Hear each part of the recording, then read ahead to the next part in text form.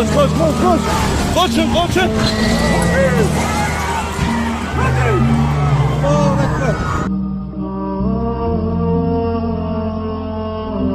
Bismillahirrahmanirrahim. Bismillahirrahmanirrahim. Allah.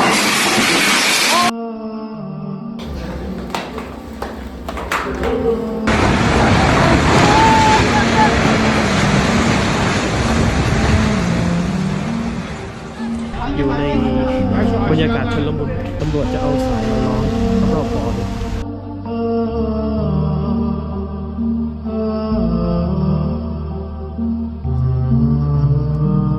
อัลลอฮฺอักบัรอัลลอฮฺอักบัรอัลลอฮฺอักบัร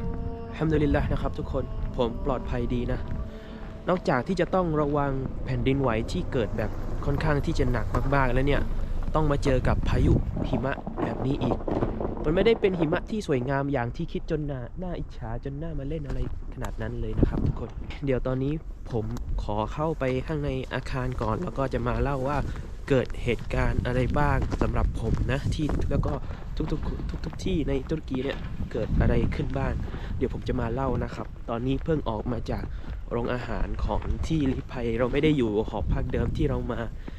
มาลี้ภัยอยู่ที่นี่2 วันเดี๋ยวผมมาเล่านะครับว่าเกิดอะไรขึ้นบ้างก็อย่างที่ทุกคนทราบนะครับจากข่าวต่างๆไม่ว่าจะนอกหรือว่าในประเทศนะครับจะเห็นว่าตอนนี้คือตุรกีประสบปัญหาแผ่นดินไหวหนักมากนะครับคือแผ่นดินไหวที่มันหนักระดับ 7.9 เนี่ยก็คือหนักมากๆสำหรับผมนะครั้งแรกอันนี้ก็คือครั้งแรกในชีวิตที่มันเจออะไรแบบนี้เป็นอะไรที่แบบไม่คาดคิดมากๆวันนั้นเนี่ยวันที่6ก็คือช่วงวันจันทร์นะครับเป็นช่วงเช้าซึ่งหลายๆคนเนี่ยก็คือนอนนะครับตอนนั้นเป็นตี 4:17 นาทีนะครับหลายๆคนก็คือเวลานอนคือนอนในที่นี้ก็คือไม่พร้อมที่จะออกไปข้างนอกเลยต้องบอกไว้ว่าก่อนหน้านั้นก็คือวันเสาร์เนี่ยมีข่าวนะครับมาจากเทศบาลว่าวันจันทร์นะครับจะเกิดพายุหิมะครั้งใหญ่นะครับเพราะฉะนั้นเนี่ยเขาได้สั่งการให้ปิดโรงเรียนมหาลัยอะไรต่างๆเนี่ยไม่ให้เด็กออกไปสัญจรเพื่อไปเรียนอะไรต่างๆนานาแต่ว่าไม่ได้มีประกาศล่วงหน้าเลยนะครับว่าจะเกิดแผ่นดินไหวคือไม่มีใครรู้ล่วงหน้าเลยวันเสาร์ก็คือนอนกลางคืนพอเข้าวันจันทร์นะครับเป็นตี 4:17 นาทีซึ่งตอนนั้นเนี่ยผมนอนอยู่นะคือสภาพของห้องของผมอ่ะมันเป็นสี่เหลี่ยมใช่ไหมแล้วก็จะมีหน้าต่างข้างหน้าผมนะครับหน้าต่างของห้องจะอยู่ข้างหน้าผมส่วนผมอ่ะนอนอยู่เตียงตรงข้ามกับหน้าต่างนะครับแล้วก็หน้าเนี่ยหันหน้าไปทางหน้าต่างเลยตอนนั้นนะครับหลับอยู่แล้วก็รู้สึกตัวว่ามันสั่นแรงมากแบบทีแรกก็คิดว่ามันน่าจะเป็นความฝันอะไรประมาณนี้พอลืมตาออกไปเห็นข้างนอกเนี่ยก็คืออาคารข้างนอกอยู่แบบนี้เลยอาคารข้างนอกแบบนี้เลยแล้วก็ด้วยความที่เราอยู่ตรงข้ามหน้าต่างเราก็จะเห็นหน้าต่างเราเป็นแบบนี้เลยทุกอย่างมันไม่ได้สั่นแค่เตียงนะครับมันไม่ได้สั่นเหมือนมีคนมาเขย่ามันไม่ได้สั่นแบบนั้นคือมันสั่นไปทั้งห้องเลยเห็นเลยว่าห้องเราอ่ะมันสั่นชัดเจนนะครับห้องเรามันสั่นซึ่งหอพักของผมอยู่ชั้น7นะทุกคนตอนนั้นจะลงมาเนี่ยแน่นอนนะครับลิฟต์ไม่สามารถใช้งานได้ตอนนั้นน่ะยังมึนอยู่ว่ามันเกิดอะไรขึ้นพอเพื่อนร่วมห้องบอกว่ามันคือแผ่นดินไหวผมเริ่มนึกทันทีว่าเฮ้ยที่ไคเซรีมันมีแผ่นดินไหวด้วยเหรอแต่ว่าตอนนั้นก็ไม่ได้อะไรมากนะครับตอนนั้นอย่างเดียวก็คือรีบหยิบอะไรที่มันอยู่ใกล้ๆตัวที่มันอยู่ใกล้ตัวก็คือมือถือเครื่องเดียวนะครับกับรองเท้าอันเดียวที่มันเป็นลิปไพปงรองเท้าที่มันหนีบแบบนั้นน่ะแล้วก็ตอนนั้นก็ไม่ได้ใส่ถุงเท้าอะไรใส่เสื้อบางๆแผ่นเดียวใส่กางเกงบางๆอันเดียวแล้วก็รีบวิ่งลงมาจากชั้น7นะครับ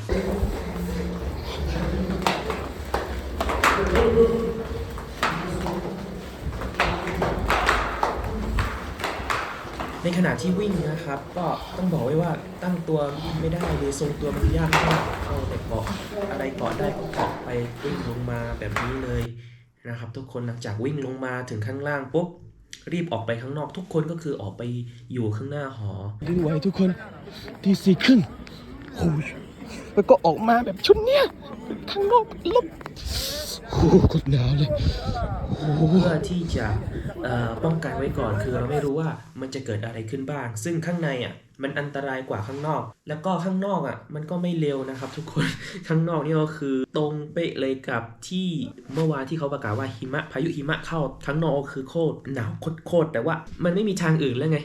หนาวโคตรเสื้อตัวเดียวอะไรแบบนี้หนาวโคตรติดลบ เท่าไหร่ไม่รู้ว่าตอนนั้นติด9หรือว่า-10ไม่แน่ใจจริงๆไม่ได้เช็คอะไรเลยนะตอนนั้นคือ อย่างทรมานสุดๆรอข้างนอกค่อนข้างที่จะนานอยู่เหมือนกันนะครับหลังจากนั้นก็เข้าไปข้างในหออีกทีแต่ว่าไม่ได้ขึ้นไปข้างในข้างบนแล้วนะก็คือไปรอข้างล่าง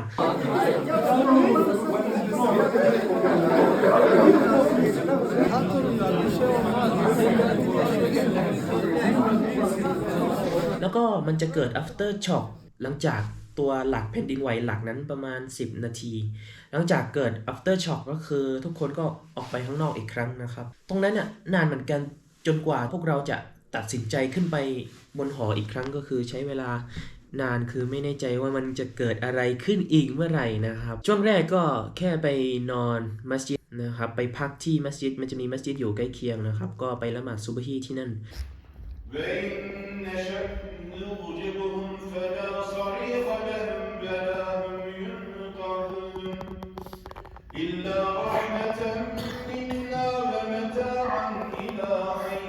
แล้วก็พอรู้สึกว่าโอเคทุกอย่างมันน่าจะไม่มีอะไรเกิดขึ้นแล้วเราก็ขึ้นไปบนหออีกครั้งตอนนั้นคือไม่คิดว่ามันจะมีแผ่นดินไหวอีกครั้งแต่ว่าพอเวลาประมาณ 13 นาฬิกาของวันจันทร์หรือว่าบ่ายโมงนะครับอาบน้ำละหมาดอยู่แล้วก็สั่นอีกครั้ง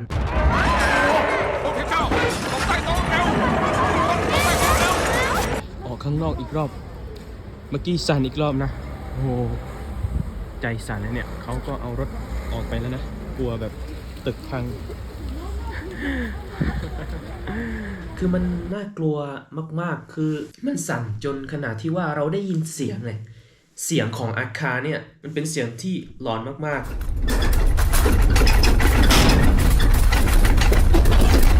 แล้วก็ทุกอย่างเนี่ยเขย่าอีกรอบนะครับตอนบ่ายโมงก็รีบวิ่งลงมาไม่ได้พาอะไรออกมาเลยนอกจากสิ่งสำคัญนะครับอย่างพวกพาสปอร์ตหรือว่าเอกสารสำคัญแล้วก็ของมีค่าต่างๆโน้ตบุ๊กกล้องอะไรพวกนี้นะครับก็เอาลงมาที่เหลือเนี่ยก็คือทิ้งทุกอย่างไว้ตรงนั้นหมดเลยคือต้องเอาชีวิตให้รอดก่อนนะครับหลังจากช่วงบ่ายนั้นก็จะมี after shock มาอีกรอบหลังจากนั้นในช่วงนั้นนะเราพักกันอยู่ที่มัสยิดใกล้เคียงแล้วทีเนี้ยก็ไม่ได้กินอะไรมาตั้งแต่เช้าใช่ไหมพอไปกินร้านข้างๆมันจะมีร้านเคบับอยู่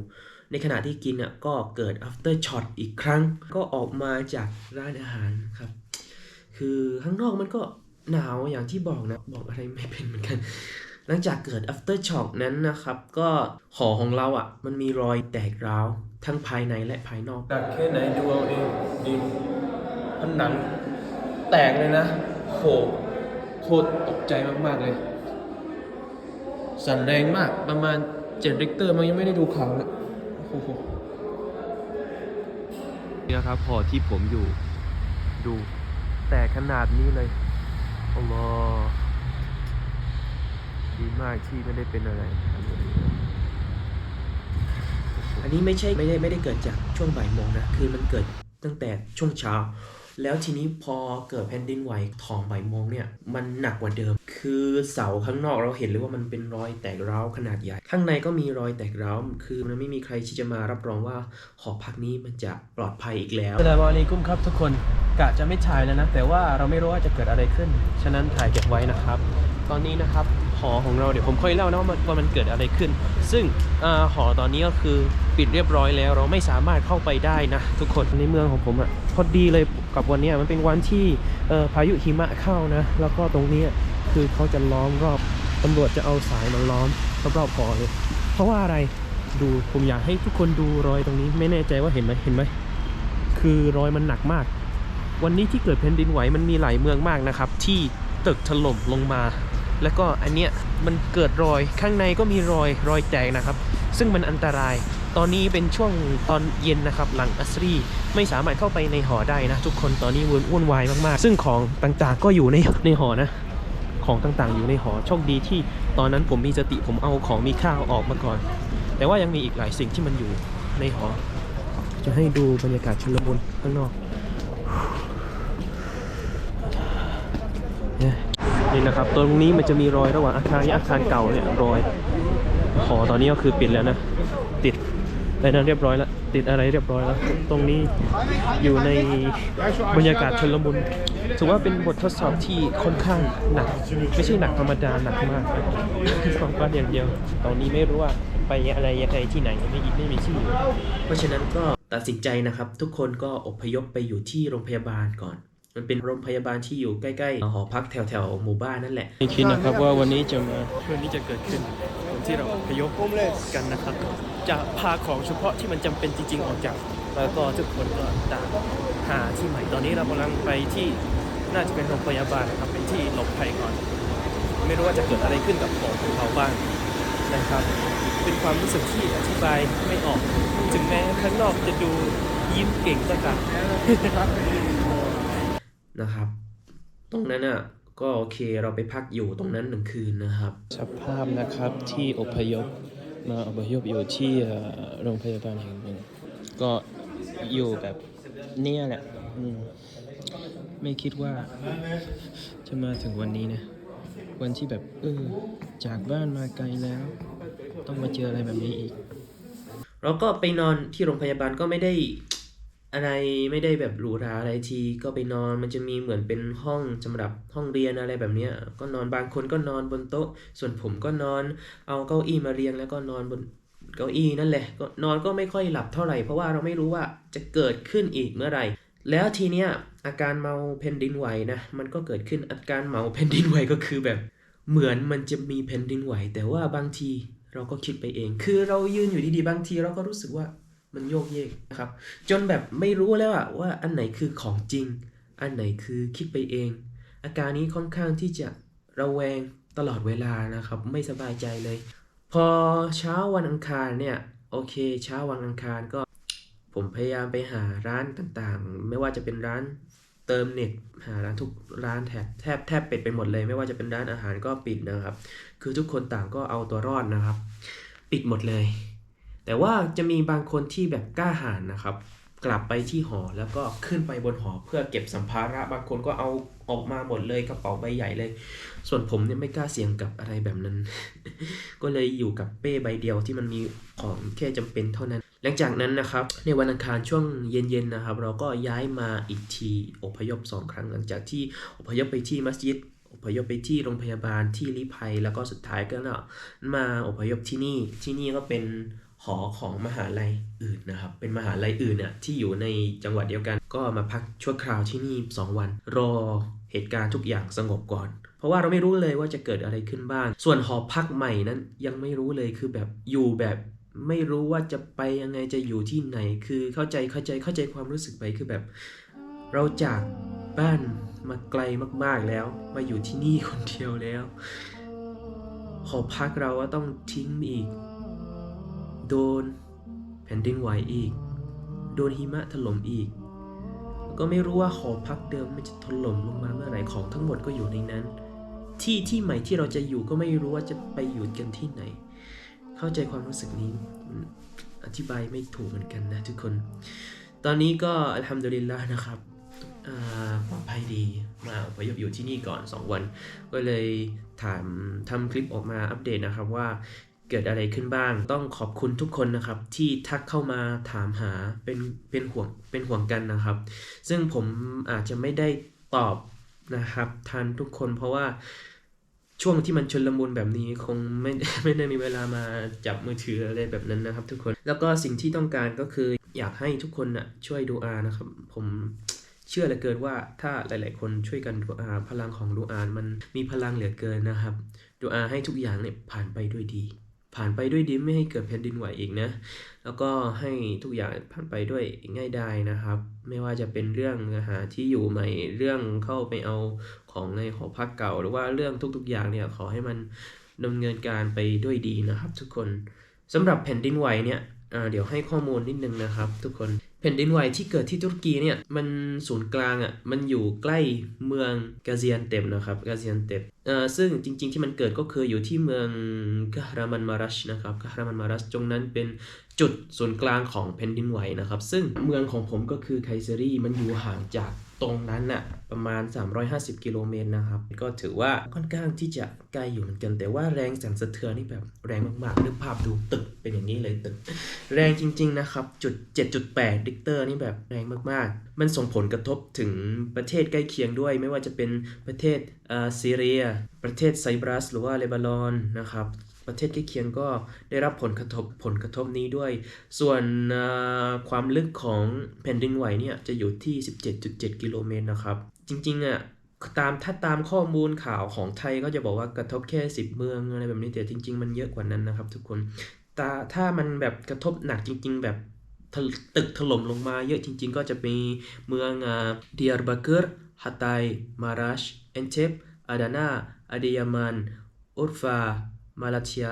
มาร์ดินเมืองเหล่านี้ก็คือเมืองที่กระทบหนักนะครับส่วนเมืองอื่นๆก็จะมีที่โดนแรงสั่นสะเทือนนะครับแต่ว่าไม่ได้หนักเท่าเมืองนั้นในส่วนของผู้เสียชีวิตเนี่ยณปัจจุบันที่ถ่ายคลิปอยู่เนี่ยประมาณ 5-6,000 คนแล้วนะที่มันเสียชีวิตมันเกิดจากตึกถล่มลงมาใช่ไหมคือพอหาไม่เจอยิ่งนานก็จะยิ่งมีคนเสียชีวิตเพิ่มขึ้นอาจจะทะลุเกิน